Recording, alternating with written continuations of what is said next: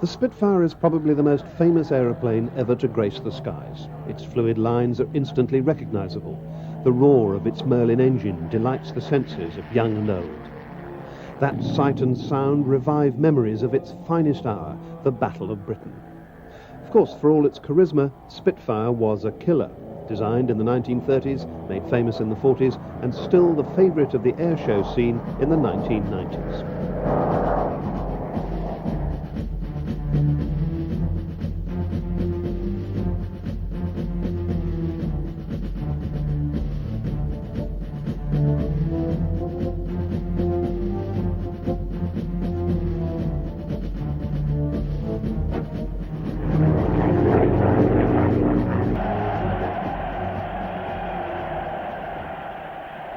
In the early 1930s, Germany began to rebuild her air force with modern fighters and bombers. In Britain, the Royal Air Force still had to contend with outdated biplanes.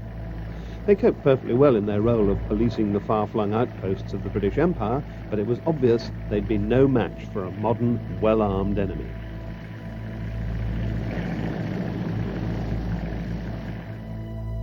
New bombers were needed, heavier aircraft that could fly further and carry bigger bomb loads. But most of all, the RAF needed new fighters to replace the pretty little biplanes that flew barely faster than 200 miles an hour and couldn't even reach the bomber formations. So in 1934, the Air Ministry issued a specification for a new monoplane fighter. It had to carry 8 guns, and that was a radical advance over the twin and 4-gun fighters of the day.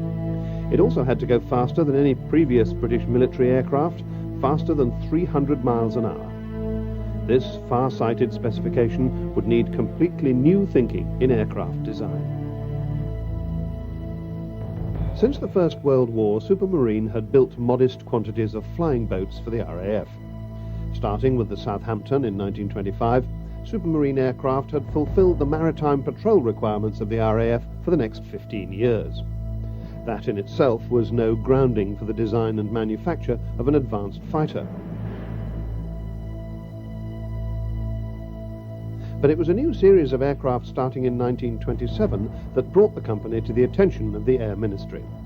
Supermarine had decided to enter a new series of fast, sleek seaplanes in the Schneider Trophy air races. They were powered by a new brand of specially developed Rolls-Royce racing engines. Between 1927 and 1931, Supermarine's chief designer, R.J. Mitchell, built faster and faster aircraft that eventually won the Schneider Trophy outright. These aircraft were flying at speeds far beyond the reach of anything the RAF could do. In fact, the S6B design that won the 1931 trophy also gained the world's speed record of 379 miles an hour.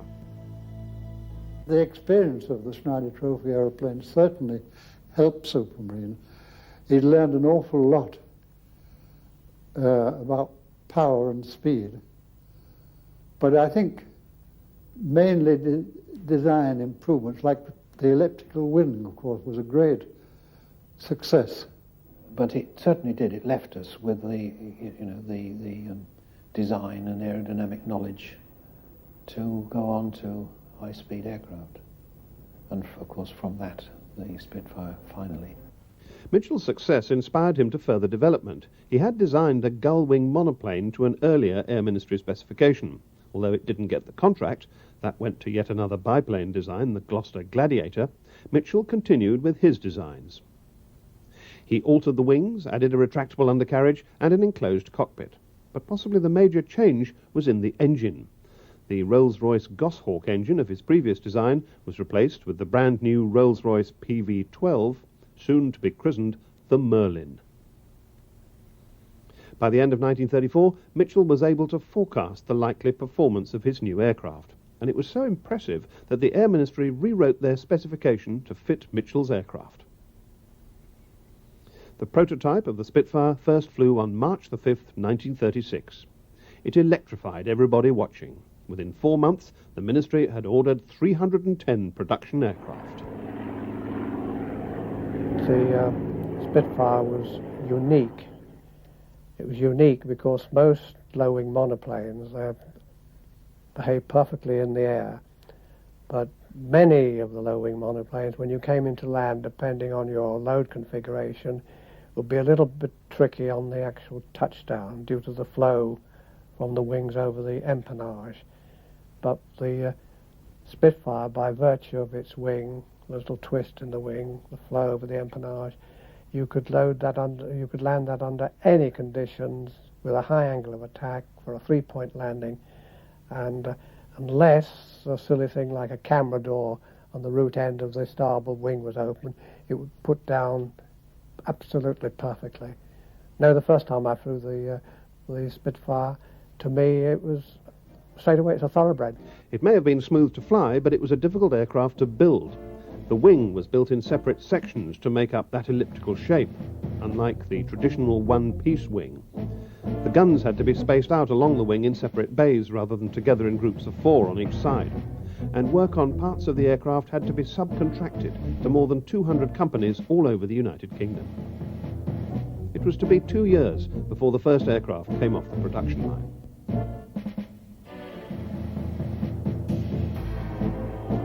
By the time of the Munich crisis in 1938, only 3 Spitfires had been delivered to a single squadron, number 19, at Duxford near Cambridge. By that time, 100 examples of another monoplane fighter had already been delivered. The Hawker Hurricane had been developed virtually in tandem with the Spitfire, but because it was a simpler design, it was easier to manufacture. But at a time of impending war, 103 modern fighters was far too few to provide a serious defence force for Britain. But as the need for more Spitfires became crucial, Vickers began to build a government-sponsored factory at Castle Bromwich near Birmingham. This vast site would manufacture more than 11,000 Spitfires over the next few years. But this was 1938, and the opening of the factory was still a long way off. The Southampton works of Supermarine had to soldier on, trying to reach the targets set by the RAF. By the outbreak of war in September 1939, 10 squadrons had been re-equipped with Spitfires. But when the British Expeditionary Force set off for France, the Spitfires stayed at home. There were still problems to iron out, and it was felt that French airfields, with their lack of maintenance facilities, wouldn't suit the narrow-tracked undercarriage. So the Spitfires had a quiet start to the war.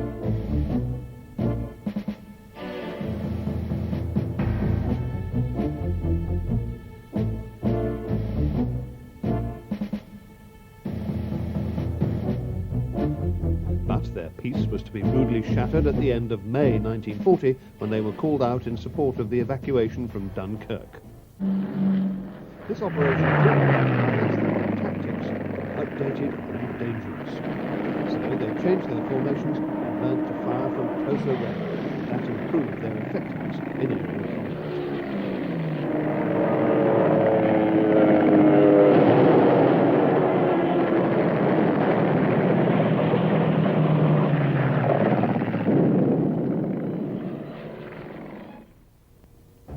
After the evacuation and the surrender of France, Britain stood alone against the might of Germany. German morale was high. Their armed forces had never lost a battle, and it seemed only a matter of time before Britain would succumb in turn.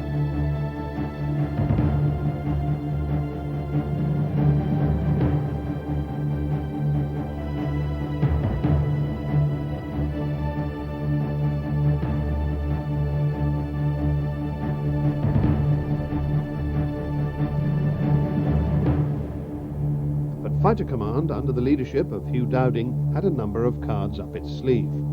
First, there was the impressive radar defence system spread along the south coast of England. That gave fighters early warning of approaching German aircraft.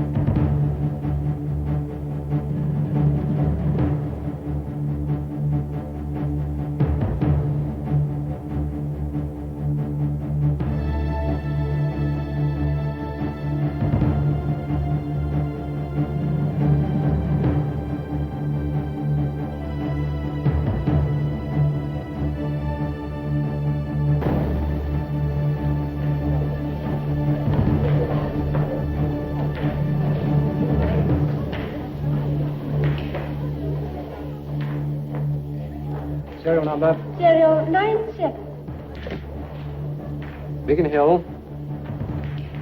Serial 97, Squadron 32, intercept Raid 45. Correct. Tangmere, Serial 98, Squadron 43, intercept Raid 46. Correct.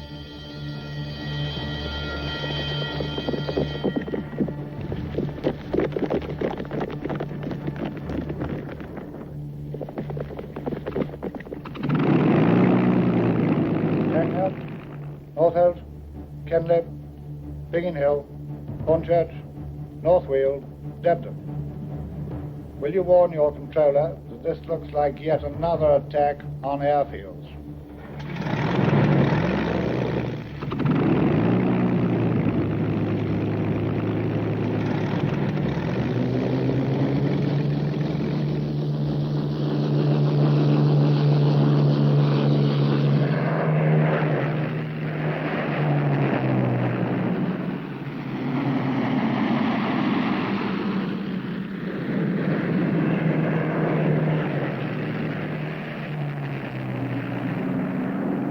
Second, the Spitfires and Hurricanes were at least a match for the German fighters.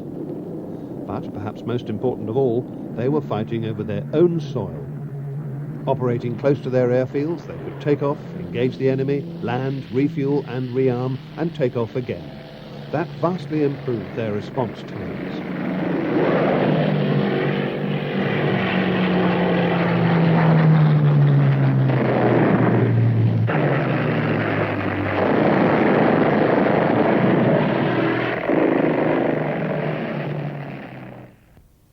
And of course, any British fighter pilot bailing out from his aircraft would be able to rejoin the battle, unlike his German counterpart, who was destined for the nearest prisoner of war camp. It was during the Battle of Britain that the two frontline fighters devised a deadly partnership. The more rugged but slower Hurricanes attacked the German bombers, while the speedy Spitfires took on the German fighter escorts, which were mostly Messerschmitt Me-109s.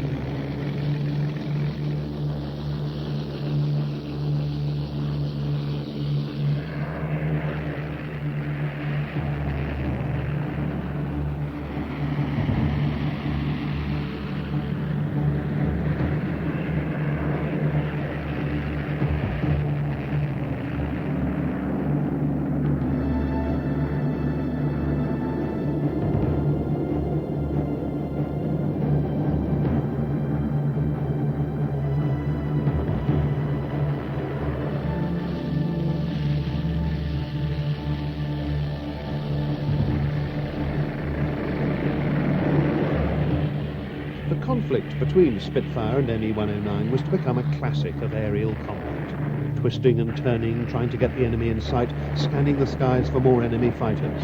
Get in close, a quick burst from the machine guns, turn away.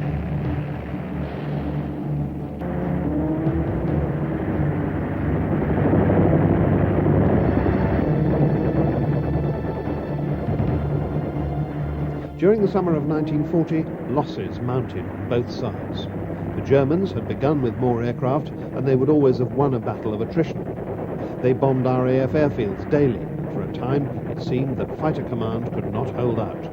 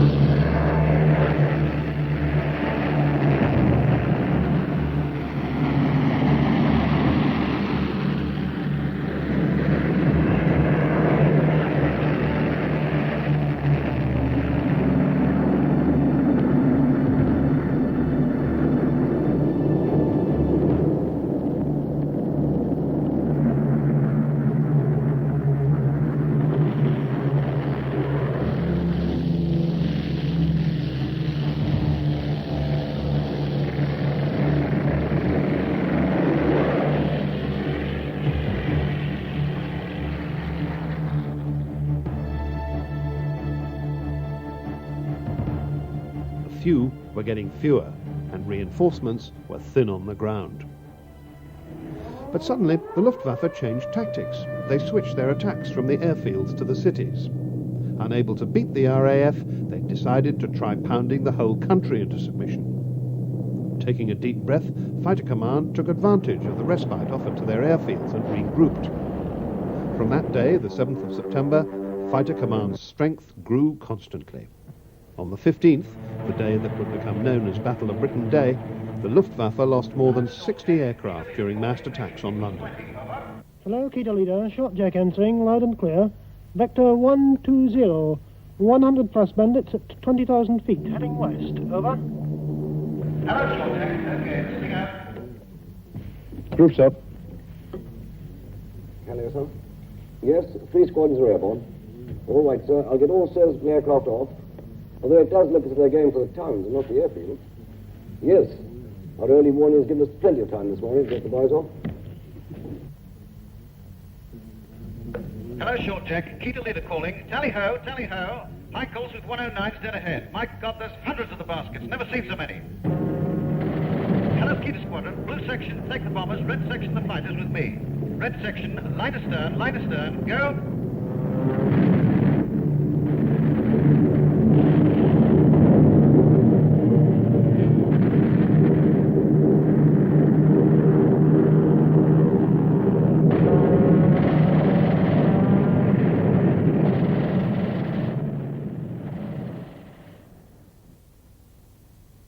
This was to be the final turning point. Hitler postponed his planned invasion of Britain and transferred his attention to the build-up for an attack on Russia.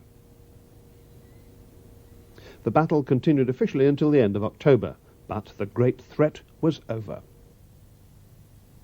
Fighter Command, Dowding, his pilots, and the Spitfires and Hurricanes had thwarted Hitler's ambition. The Mark I Spitfire and the cannon-firing Mark 1B had borne the brunt of the Battle of Britain, a total of 1,566 being produced. But now the pace of development at Supermarine hotted up.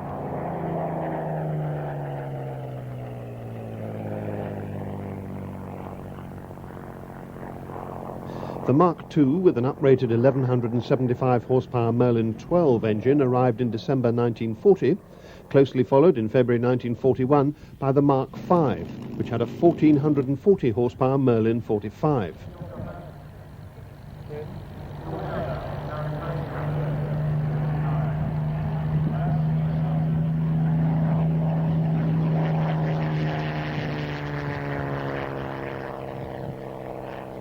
That Mark V went on to dominate Fighter Command for 2 years. It became the most numerous Mark to be produced. Nearly 6,500 aircraft equipped no less than 117 squadrons. And so many people ask me, what was your favourite Spitfire? I say straight away, it just depends what you want me to use it for. Is it for firepower, is it for performance, or for handling? And for handling, I would have thought the Mark V with the 24-pound boost engine, with that aircraft, it's the only Spitfire that I flew that you could take off almost from the tarmac in less than 200 yards, pull it up as if going for a loop, and at the top of the loop be able to do a slow roll and then continue upwards to 5,000 feet before you started your show. And that aircraft could be flown at the top of the loop before you started to commence the roll at 15 to 20 miles an hour below its normal stalling speed with the 24-pound boost, and providing you kept the aircraft absolutely positively between negative and positive G. If you put too much G on, positive G, you'd flick. If you didn't have enough of the other, the engine would obviously cut, and the same thing would apply.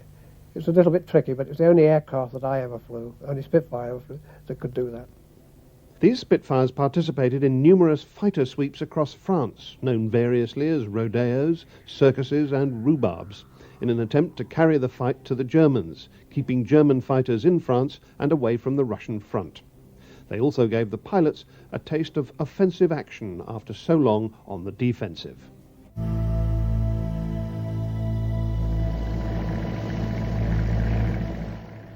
Throughout the first 2 years of the war, the Spitfire managed to stay ahead of, or at least on a par with, its main adversary, the ME-109. But the appearance of a new German fighter, the Focke-Wulf 190, at the end of 1941 had a profound effect on fighter command. It was superior in almost every respect. Spitfires were shot down with alarming regularity. The normal, orderly pace of supermarine development was now severely tested. The stopgap solution was the Mark IX. It was actually a Mark V airframe with the uprated 1660 horsepower Merlin 61 engine. With a maximum speed of just over 400 miles an hour and improved turn and climb performance, the Mark IX restored the balance of power in the skies over France. Quantum leap between the Mark V to the Mark IX was such that you just revelled in it. It was just superb. It climbed like a homesick angel, and it got a magnificent turn of speed, and yet it still had the manoeuvrability of the Mark V. I loved it. In fact, far from being the planned stopgap, the Mark IX stayed in service until the end of the war. It fought in the North African desert, in the Balkans, on home defence, and ultimately with the 2nd Tactical Air Force in Germany in 1945. The total production of Merlin-engined Spitfires reached a staggering 18,298. Many other Marks were built for different jobs. They included high and low altitude interceptors, photographic reconnaissance aircraft, two-seat trainers, fighter bombers, and aircraft specially designed for the tropical climates of the Far East and North Africa. But early in the war, it had been realized that the Merlin engine could only be developed so far. It was now time for a new engine to power the Spitfire through the last years of the war. The Rolls-Royce Griffon was developed from the trophy-winning R series that had been so successful on Mitchell's Schneider seaplanes. It was bigger, with 36.7 litres capacity compared to the Merlin's 27, so the Spitfire had to be 2 feet longer.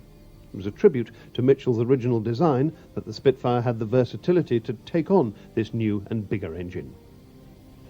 Possibly the best of the Griffon Spitfires was the Mark XIV. It was a truly remarkable fighter. At a height of 26,000 feet, it could fly at 448 miles an hour. It was the first Spitfire to carry an engine with more than 2,000 horsepower. And a testament to its power is that it was used to chase and shoot down V-1 flying bombs. It was also responsible for shooting down the first Me-262. That was the German jet fighter bomber. The Mark XIV carried Spitfires through to the end of the war, and that made it the only aircraft to stay in continuous production from 1939 to 1945.